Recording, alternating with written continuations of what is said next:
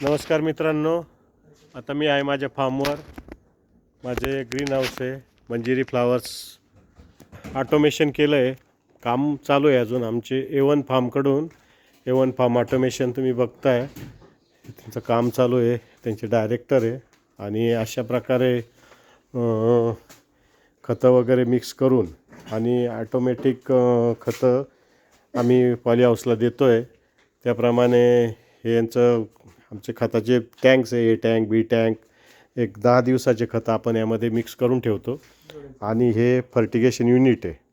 आणि आपण खतं ज्यावेळेस मिक्स करून ठेवतो, चालू करा ते ब्लोअर, त्यावेळेस काय होतं की खतं खाली बसले जातात. त्याच्यासाठी आपण एक ब्लोअर बसवलेलं आहे, तिकडे दिसत असेल.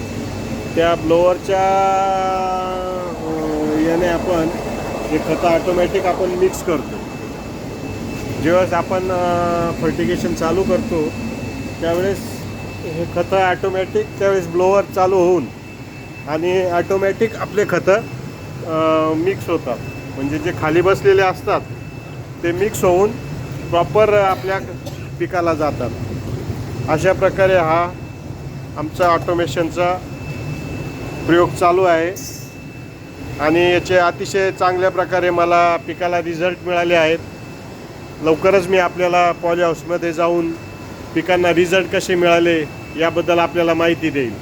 हे अशा प्रकारचं ब्लोअर असते मोटर आणि त्याची पाईपलाईन करून आपण ते इकडे टँकमध्ये हवेच्या साहाय्याने मिक्सिंग होते.